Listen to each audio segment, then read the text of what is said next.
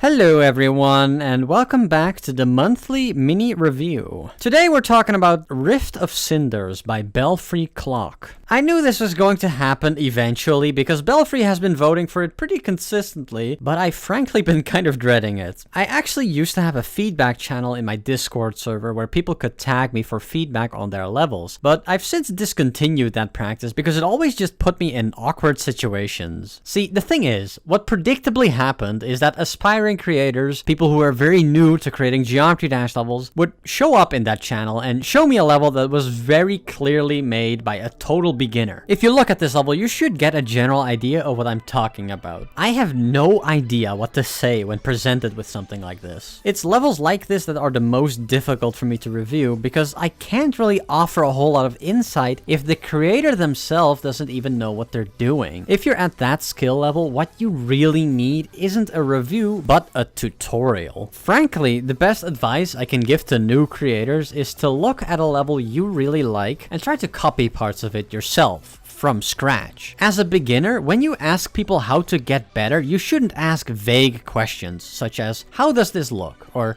how do I improve this? Instead, you should be asking very pointed technical questions like, how do I make my effect look like this level? Or how do I make gameplay that feels like that level? A point of comparison gives you direction and a goal to strive for, which will help you reach the technical skill level to start pursuing your own vision. And it's at that point where I can actually help you. To be fair to Rift of Cinders though, it's not like there's nothing here for me to talk about, and we will get to that now, but I'm just saying this up front because I don't think this is a video that's ultimately going to help you all that much, Belfry. Anyway, on to the level. Rift of Cinders is a very basic level that uses the default blocks for its designs like a RobTop level would. But even then, I feel like RobTop levels have a little more polish to them than this. The visuals aren't even necessarily a deal breaker for me, considering Misty Mountains is one of my favorite extremes in the game. It's definitely possible for an amateur to put out genuinely amazing levels, but I don't think Rift of Cinders captures that essence. Still, I can kind of see the vision here. Honestly, one of my favorite parts of the level is the descent. I know it's just the camera that's been tilted, but the optical illusion works perfectly fine. It goes really well with the dramatic build-up of the song and sets the stage for an explosive climax. Again though, it's just a little too bare bones to really stick with me. It's literally just a bunch of spikes in a row. You're descending down a cave, so I think this part should feel more claustrophobic to reflect that. The darkness helps with that, but there's just too much open space here. I think the thing that bothers me the most about this level though is that it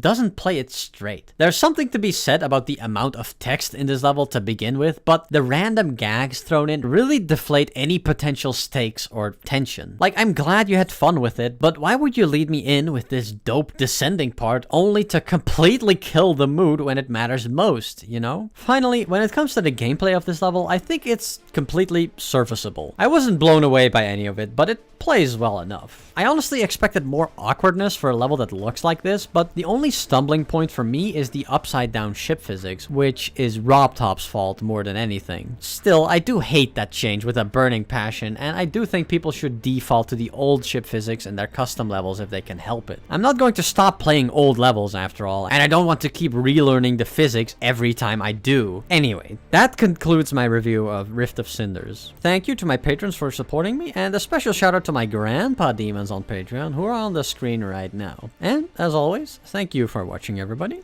See you later.